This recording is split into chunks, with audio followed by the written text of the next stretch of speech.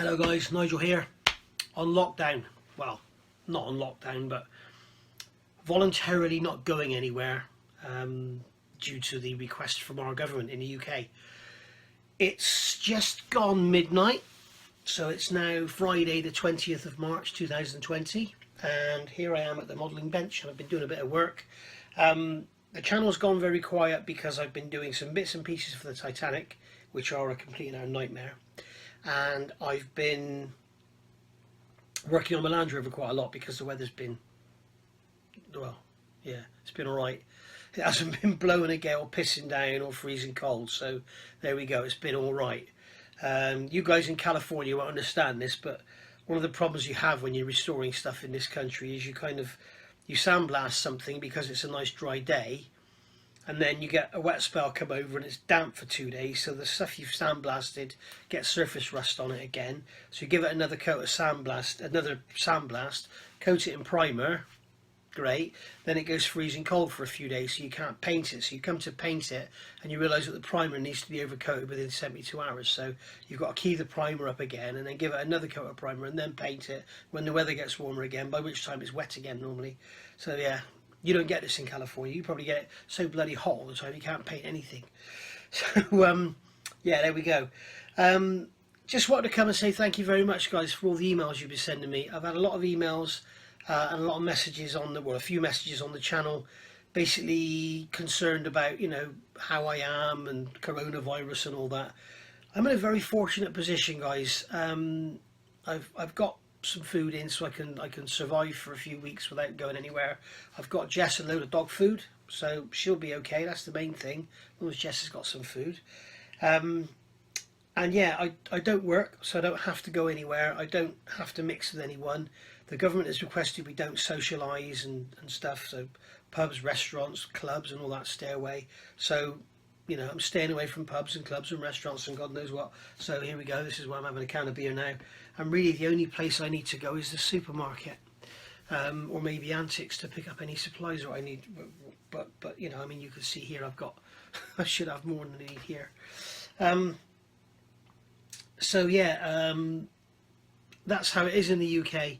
The government came on a couple of weeks ago and basically, well, last week, and said we're not going to do anything.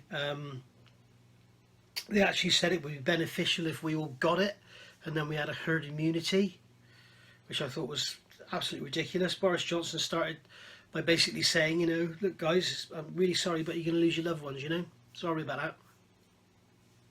Couldn't believe it. They've sort of turned around a little bit now and they're being a bit more like other European countries, and they're starting to sort of lock things down. The schools are going to be shut from tomorrow. I reckon by next week we'll have shops and pubs and restaurants and all that closed down. There's talk now of London going on lockdown because apparently everyone's just ignoring the government advice, and London is the epicentre of of the UK's coronavirus issue, so more people have died in London than anywhere else. So yeah, it's not good. It's really not good at all. And personally, my opinion is, and this is only my opinion, it counts for nothing, I think we were, and other countries as well, were too slow to close the borders. The problem was found in China. There's some talk that it was discovered long before we knew about it. How long is long, I don't know. But I think as soon as it was sort of announced and out there, I think we should have shut the borders there and then, and let it, you know, it's unfortunate that it started in China. Let it stay in China, get rid of it in China, and then open the borders again. You know, it's the same as when we've had all sorts of foot and mouth and God knows what, you know, close down the areas, get rid of it, and then open the areas up again.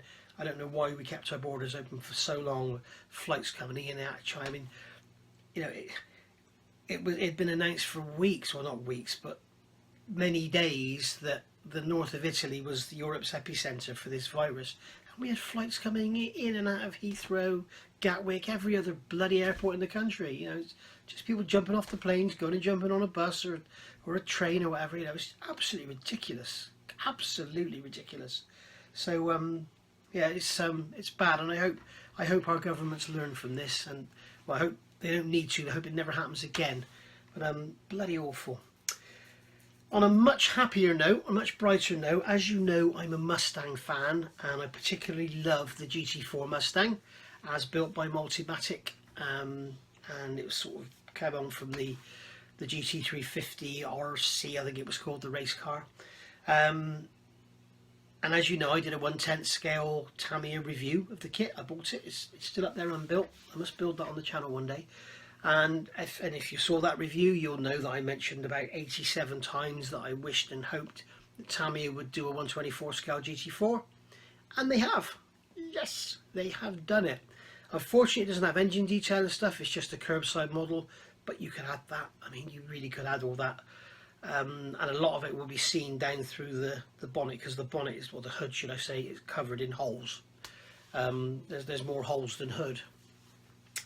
So yeah, unbelievably, really happy that's come out. But I'm even more happy with the fact that I got in touch with Tamiya and very rudely asked them, you know, could you please send me an original sample copy, so I'm one of the first to get it.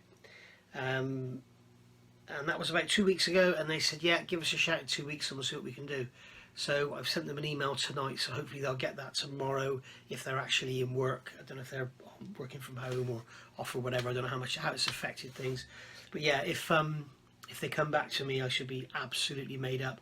I see Andy's Hobby Headquarters has done a review of it yesterday, I think, and a friend of his has actually built the model, and it looks beautiful. The built model that they've got on the video isn't quite finished. It's got a few bits and pieces missing, and it looks like it may not have been painted. I'm not sure. I didn't have a real close look, but it looks like it may have just been put together just for the, you know, just to show it on the channel. And they talk about the GT4 and the races and everything. And when I do my review, there'll be a lot more detail than they basically talked about. Basically, because I'm a fanatic on the subject. So yeah, fingers crossed, guys. If they come back to me tomorrow, you know, we could have a review up next week of that kit before it even hits the shelves. So I'll be really chuffed with that. And I'll tell you, as soon as that comes, I'll drop everything. I will drop everything. I may super detail it, you know, put some harnesses in it, build an engine. I've got a boatload of Mustang kits. I've got some here. I mean, here's one. I went to America many years ago and I bought a load of Mustangs. Here's one here. This is a 69. And because I didn't have room in my suitcase, what I did is I took them all out of their boxes, cut all the parts off the sprues, and then wrapped them up in the bags. You can see here. Okay, you see there's the tyres, and I don't know if you can make out, but inside there is all the parts loose, cut off the sprues. So basically, instead of a great big, you know, monogram Revell kit box, you can bring over a package that size. And I've got about 4 or 5 of them in here. There's a 2005 there. So a load of Mustangs, but I've got a load of parts here. There's here's one of my favourites. There's a Fox body. Oh yeah. So yeah, I've got a load of Mustangs. So I've got some engines that I could probably sort of bastardise and make them look like a. Well, it's not a Voodoo, is it? It's a Voodoo with a cross-plane crank in it. But yeah, I could bastardize them, and you just need a 90-degree V8, and then, you know, play with the cam covers and the inlet manifold, really, and it'll look good. But I think you can actually see a lot of it through the bonnet, as I say, or through the hood. So yeah, really excited about that. Really looking forward to seeing what happens. Big thank you to everybody who sent the responses to the request for the paint colours on the 16th scale Panzer 1 I bought. I started looking for colours and stuff, started looking for how accurate the TACOM callouts were, and it appears they are pretty good. MIG ammo is the choice they've used for the colours. I don't particularly like MIG ammo paint, I must be honest. I know some of you do. I'm not a big fan of all these new polyurethane acrylic paints and stuff. I don't like them at all. I'd rather stick with my AK real colours, and you know, you can still got the full range of Tamiya there. Well, the full range until they brought out all the latest ones, which now won't fit on the paint rack. But yeah, so I'd rather stick with those sort of colours. And my favourite paint of all of them is AK real colours. Love them. So yeah, thanks very much for that. I actually suspected it would be grey with an overspray of tan, But then I looked on the internet and there was all talks about these funny green greys and stuff and this, that and the other. And then a couple of you kindly sort of said, you know, facts are this, period.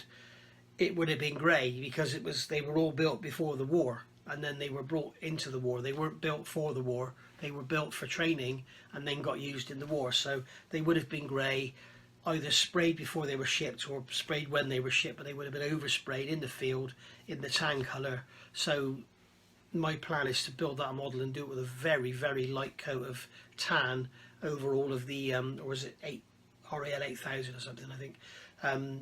Yeah, and do that colour all over, but very, very lightly, like they had hardly any paint left, and leave some patches of grey showing through here and there. But like on the wheels, just sort of gloss over the spokes, brush over the spoke. No, not brush over. You know what I mean. So all the grey is still on the sides, and that, you know, so they don't really look tan. They look sort of grey with tan on them, which is what they were. So yeah, that's the plan on that. Reason the channel's been quiet, as I said, is because I've been on the Land Rover and stuff. And finally, guys, just to finish up, let me just Bud Light. A lot of people say it's not beer. I love it. I do love America. I do. Bud Light. Premium Hobbies. The glue holders and the sanding holders and that you can see I got here. Ed has stopped shipping to the US, and a few people have emailed me and asked me why. Reason being, I asked him, and it's something to do with insurance. I don't know why. I think since we come out of Europe, a lot of things have changed. We're sort of out there on our own now, and his insurance company won't cover him for shipping items to the USA. Okay, I don't know if it's Canada and Australian stuff as well, but I know it's the US. So I've actually spoken to Ed, and he's happy to, if you want to order something from if you want the Premium Hobbies sort of 3D printed accessories like this, these are actually called Premium Design products. I think he's got a Premium Designs page on his website. So if you decide you want something from Premium Designs, you can get it from me, and what I will do is sort of once a fortnight, once a month, I'll put together a block order of stuff that you want. You'll have to pay me up front, as you would with anyone else, and I will order it from Ed, and then I will ship it out to you. Now, you'll probably lose your 10% discount, because obviously I'm not going to do it for nothing. As you know, you get an NMB 10% discount if you use Nigel's Modelling Bench, but basically I'm probably going to claw that 10% back to cover my time and everything for getting the order through, paying for it, having it shipped here, and then unpacking it, repacking it all, and then taking it all over to the post office and posting it off to you guys. So if you do want anything from Premium Hobbies, Premium Designs, then let me know. It's only the Premium Designs products, and like say you bought the sanders, this one here, I still haven't put my sanding blocks on this one, I'm still using the grey ones, but there's the sanders. If you wanted them and you wanted the sanding paper that comes with them, probably get you that, but certainly can't start doing paints and thinners and stuff like that, no way. So yeah, if you want any of that, let me know on my website, on my email, Nigel's modellingbench@gmail.com, and we can go from there. So, and I will only use recorded mail, and it will all be sent Royal Mail. So it's not going to be the cheapest, but you're going to get it, and if you don't get it, you'll be insured against it. You'll be covered for it to be for it to be replaced. And if I get too much hassle with it, I'll stop doing it.